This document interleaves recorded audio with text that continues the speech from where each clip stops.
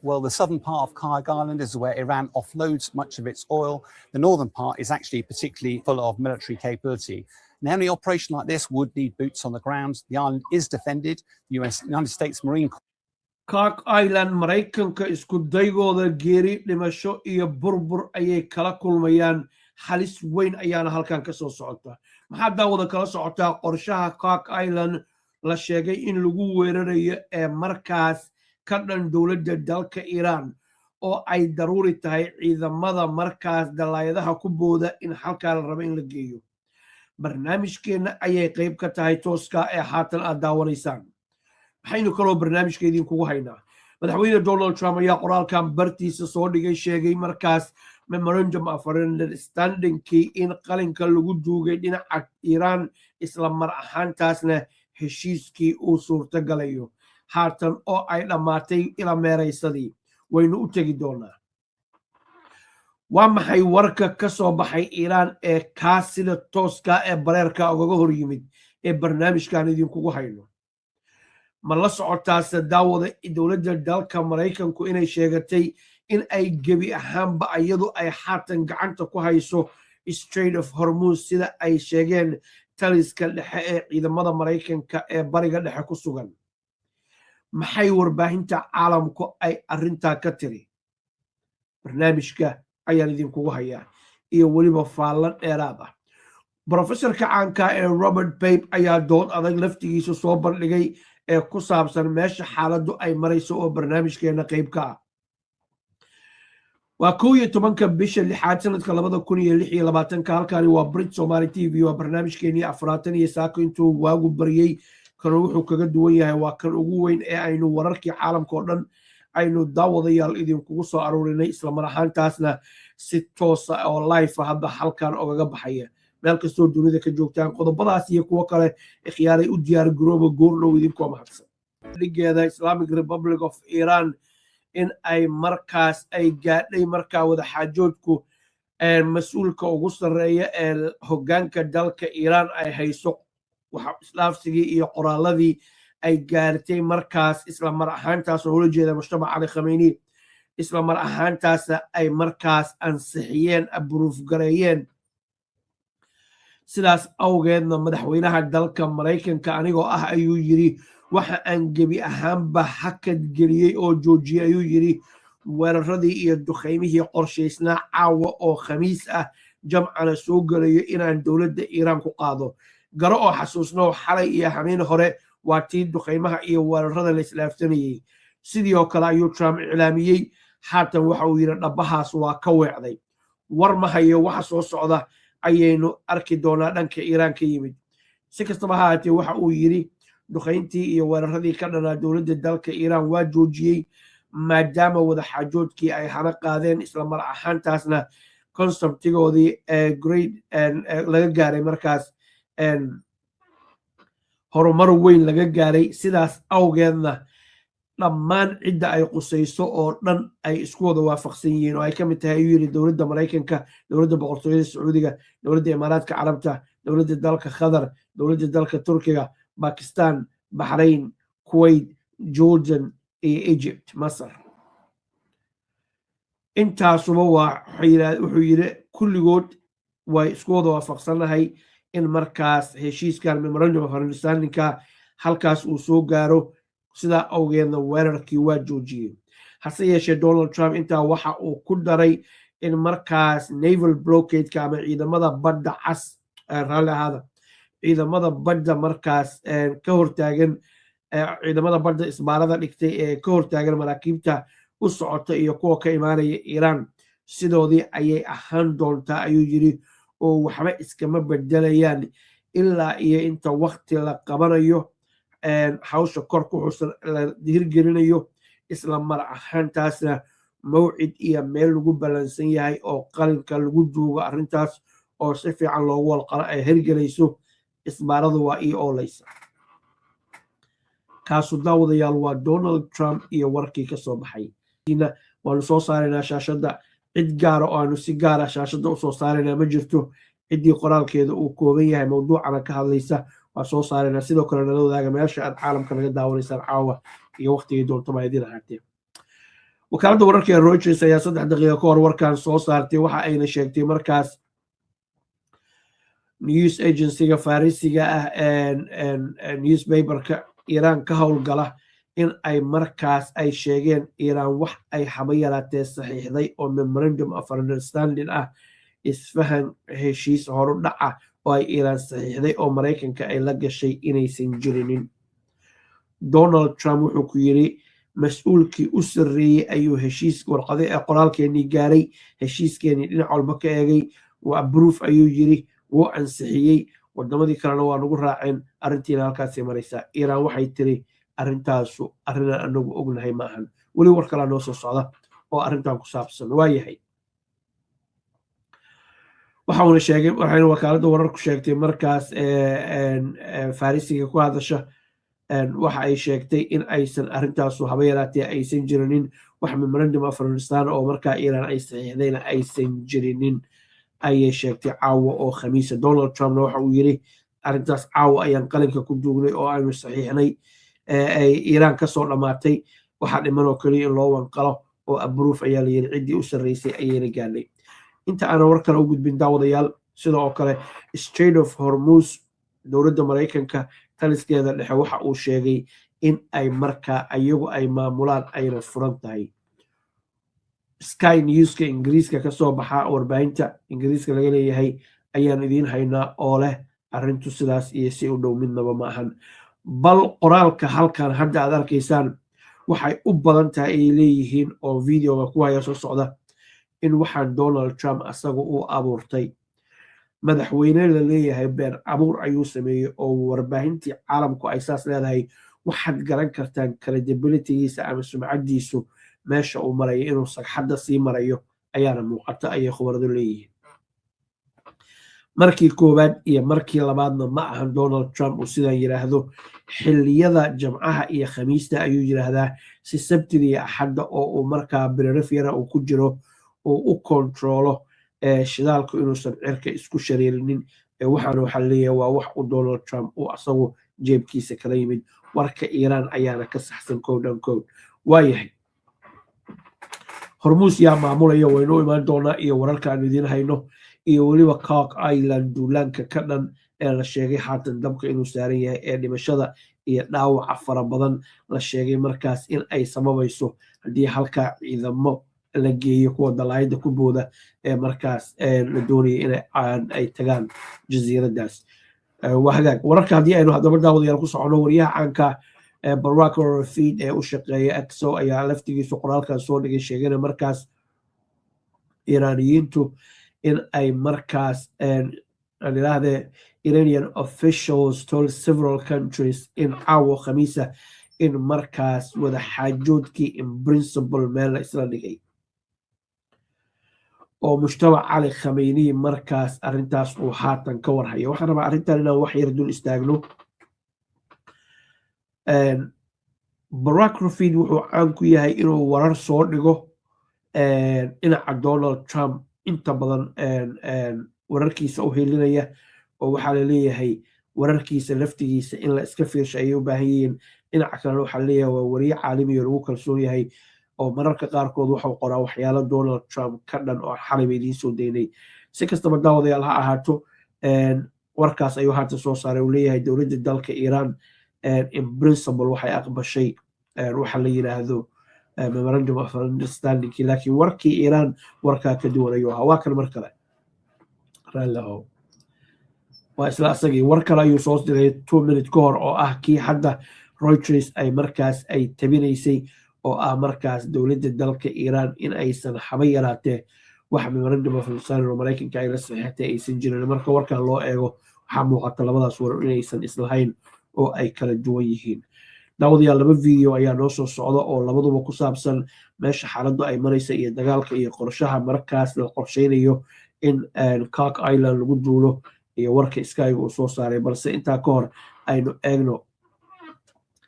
Professor gacanka ee Robert Baby aadka dagaalka uga soo horjeeda ayaa waxa uu qoraal u soo dhigay bartiisa Twitterka ayuu wuxuu ku sheegay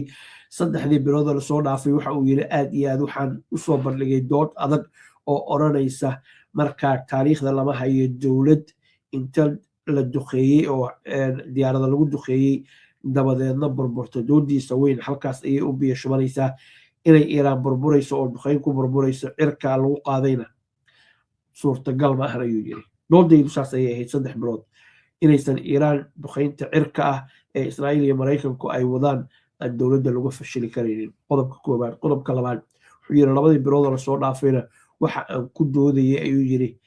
iiraan haddii ay badbaado in ay create garaynayso leverage inay yeelato awood inay yeelato aad iyo aad u weyn oo haatan cid walba oo wartabinaysa ay leedahay iiraan leveragekeedu waa hormuus iyo uraniumka ay haysato oo ay doonayso haddii ay hormuus furaysana inay cad weyn ku goosato sida dagaalka oo laga joojiyo falastiiniyiinta iyo weliba Lebanon iyo sida oo kale dhaqaalaha iiraan laga hayo loo soo daayo cunaqabataynta laga qaado hormuusna iyadu maamulkeeda looga dambeeyo waxaa la leeyahay default ayay sidaas u noqonaysaa oo meesha iiraan degan tahay ee juqraafiga ayaa u hiiliyey ayaa la leeyahay professorku hadalkiisa sii wata ayaa waxa uu sheegay haatan in ay muuqato markaas xabad joojintii iyo heshiiskii xabad joojinta inuu burburay dagaalkuna uu weji cusub u galay caawa ayaan arrintaas ka falanqoonaya ayuu yiri oo aad iyo aad uga warramaya waxaan idinkugu bishaareynaa khiyaaray substagga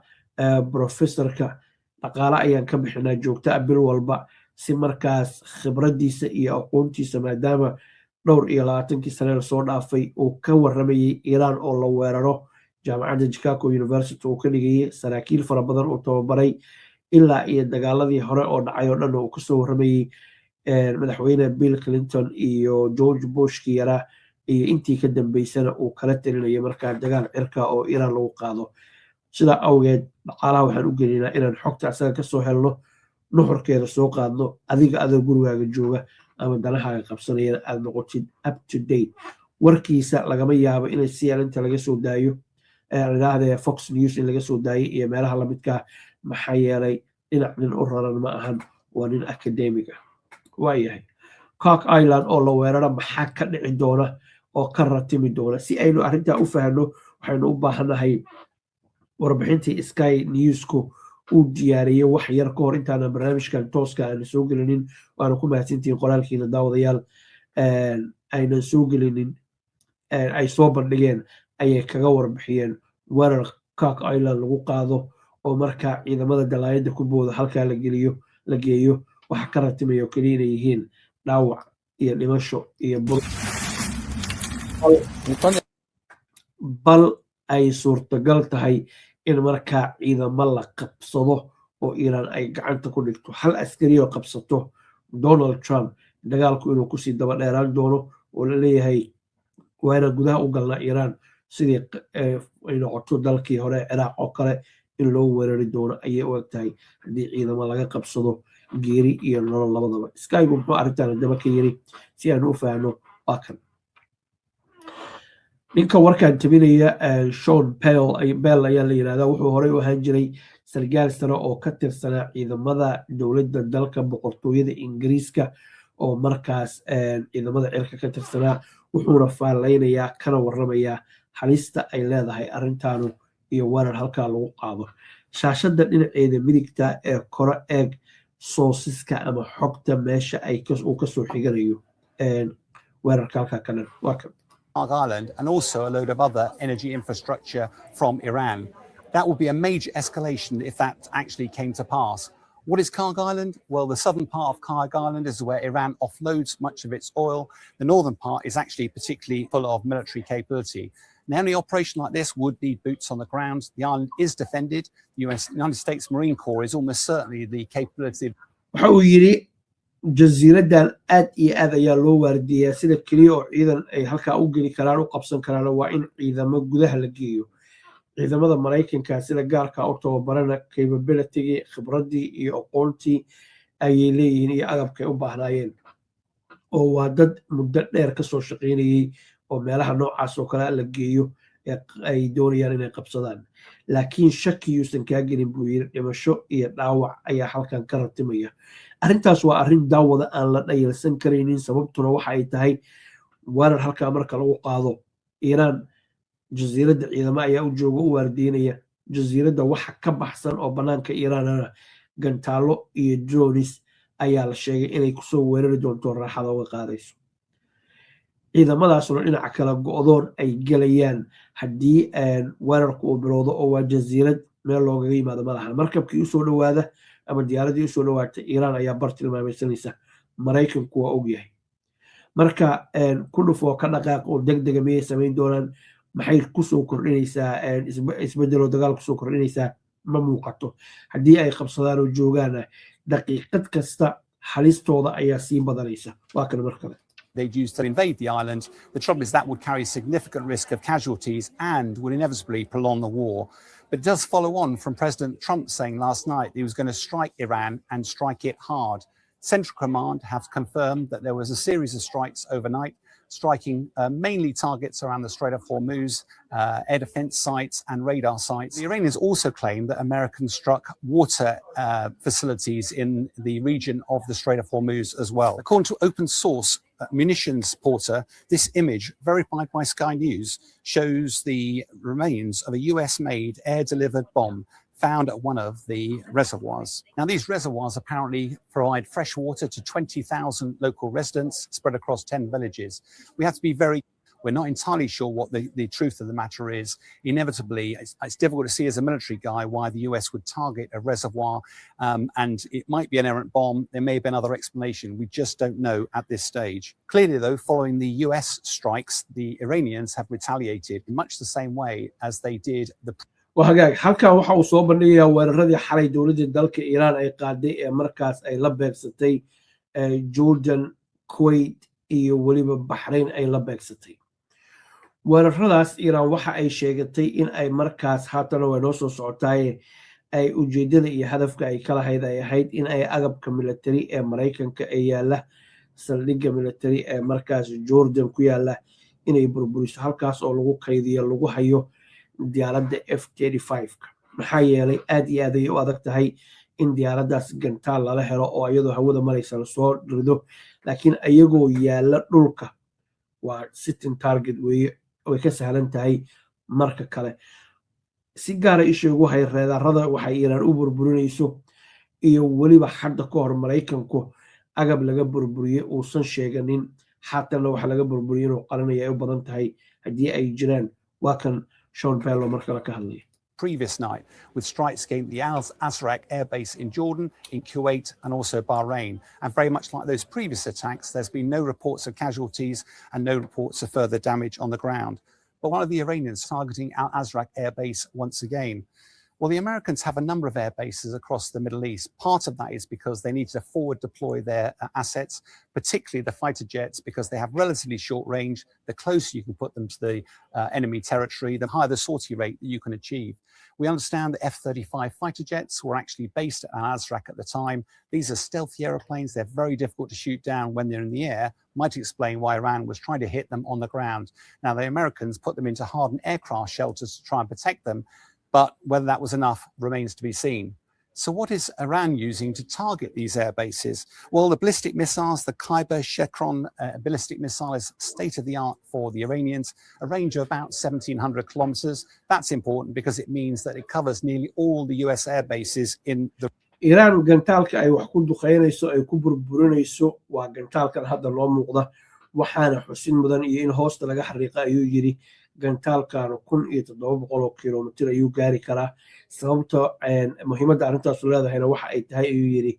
in markaas dhammaan saldhigyada military ee bariga dhexe ku yaala Mareykanka ay gaari karto dhageyso wuxuu yiraahdo waa kala markaa region. They're very difficult to shoot down, they're very accurate, and that explains why the Americans put Patriot missile systems on the ground because that's the best way to defend them. The challenge waa gantaal ay adag tahay ayuu yiri in marka hore laga hortago oo la arko way adag tahay ayuu yiri isla markaasna waa mid accurate ah oo kuwa aan hadafkooda gafinin oo meeshii lagu program gareeyay qorshahooda uu ahaa iyo hadafkooda xaleela ayuu yiri Mareykankuna waa sababtoo Patriot-ka u soo qaatay si uu ugaga hortaga arrintaas dhageyso wuxuu yiraahdaa marka waa kan waxa daawanaysaa Brit Somali TV iyo barnaamijkeena fiidnimo iyo wararkii caalamka ugu dambeeyay iyo xaaladdu meesha ay marayso kuwa kale ee live-ka intaan hadda ku guda jirnay soo dhacayna isha ayaanu marinayna sida adigu up to date u ahaatid halkaa joojiyaha ku hay back to the video. Here we go. With the Patriot, it relies on their radar, the Patriot radar, to see these incoming missiles and guide the Patriots on. And that seems to be what the Iranians are targeting. Now, America never admits that Iran has been successful with strikes on its air bases, but it is interesting. There's increasing evidence that the Iranians are getting through. And here's an example of the E-3. halkaas loogu hay wuxuu yiri Mareykanku Iran waxa ay raadaarada u beegsanaysaa waxa ay tahay raadaarka qabanaya Mareykantaaladan markii ay burburisay inay hadafkeeda ay asiibto waxaana muuqata ayuu yiri oo cadeyn ah Mareykanku inaysan ka run sheegaynin jabka ka soo gaaray dagaalka iyo burburka dabcan dawlad sheegataana ma jirto waa la jabshay cid oranaysa ma jirto ma sheegata ayuu yiri laakiin waxa cadeyn aynu u haynaa ayuu yiri in ay Iran ay burburisay agab military oo Mareykanku uu leeyahay waxaana daliil u ah diyaaradda hadda halkan taala 30 bishii Maajo digada laga dhigay ee Iran markaas ay burburisay marka labaad.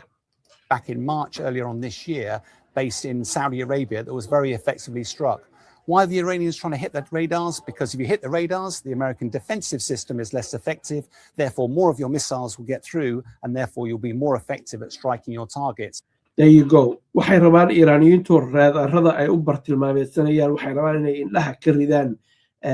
raadeerka Mareykanka si markaa gantaaladooda hadafkooda ay u asiibaan oo haddaadan arkaynin meesha lagaaga soo socdo gantaalkii oo kugu yimid baa waagu ku baryaya marka Iran ujeedada ay ka leedahay waa taas ayuu leeyahay in ay si gaar ah markaa u bartilmaameedsato raadaaradaas waxaynu haatan eegaynaa isla Sky News-ka laftigiisa oo soo saaray Donald Trump warka uu sheegay ee uu leeyahay heshiis ayaa la gaaray inuu asagu samaystay oo isku caana shubaya ay u badan tahay ayuu yiri waa kan la socdo barnaamijkan waa live sata oo arkaysan muuqaalkan. Here we go.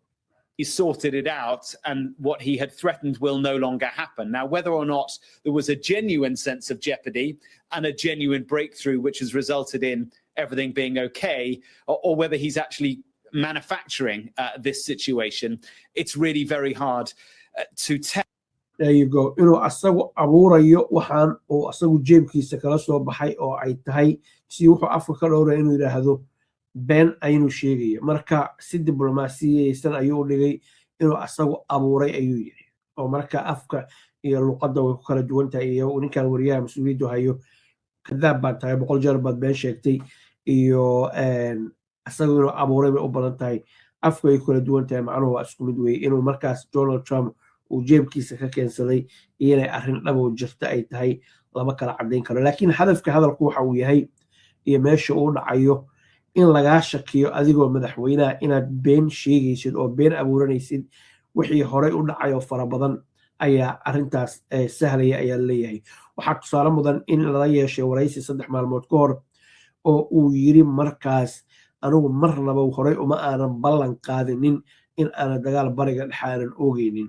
fiidiyoyadiisii xilligii campaign-ka maalintii la dhaarinayay 20kii bishii koobaad ee sanadkan aynu ku guda jirno uu yiri dagaal oogi maayo oday nabadeed baa noqonaya ayaa la soo saaray haddana wuxuu yiri anigu ma oran sidaas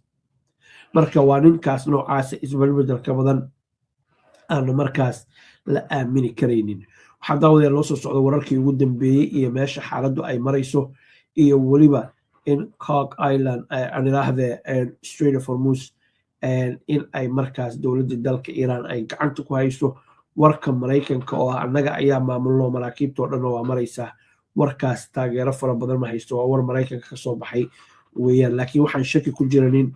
weerar Cook Island lagu qaado halista uu leeyahay in aan la soo koobi karaynin su-aashu waxay tahay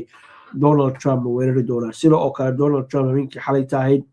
waxa ay habeenka ka horeysay waxa uu weeraray ceelasha shidaalka ee dowladda dalka Iran taas oo loo arkay dagaalkii in uu sii fidayo oo meelihii markaas bulshadu ay nolosheedu ay ku tiirsaneen haddii aan lahayd xarumaha biyaha lagu sifeeyo haddii ay ahaan lahayd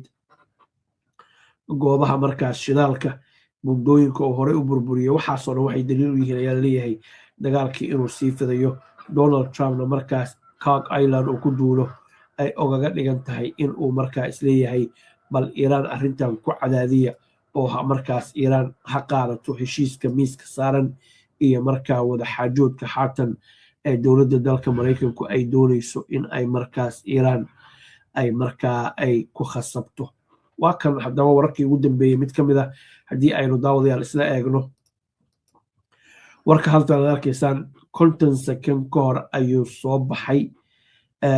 Donald Trump ayaa waxa uu leeyahay great settlement ayaanu helnay heshiis ayaanu ka gaarnay annaga iyo Iiraan wada xaajoodkii noo socday maalmaha soo socda ayaana loo wanqalayaa waxaa xusid mudan Donald Trump inuu in badan yiri maalmaha khamiista ah iyo jimcaha uu yiraahdo warkaana wararkii hore kama duwan ayaa la leeyahay si kastaba ha ahaatee Donald Trump hadafka halkan uu ka leeyahay khubaradu waxay ku macnaysay inay tahay oo kaliya markaas inuu doonayo in uu weekendiga uu ka nasto telefoonada caalamka uga soo dhacay ee la leeyahay heshiiskii iyo wada xaajoodkii ay noo dhaxeeyay iyo Iiraan aad ballan qaaday May ma jiifsan karno ma joogsan karno xaaladuna markaas ma sahlana waayo haddaanu eegno haddaba daawadayaal wararka tooska haatan Brit Somali TV ay isha marinayso idinkuna aad toos noola arkaysaan aad baan idinkaga mahadcelinaa qoraaladiina iyo wararka fikradiina aad nala wadaagaysaan markasta abaalkiina ma gudi karno halkaas iigu hay Donald Trump ayaa gebi ahaanba joojiyey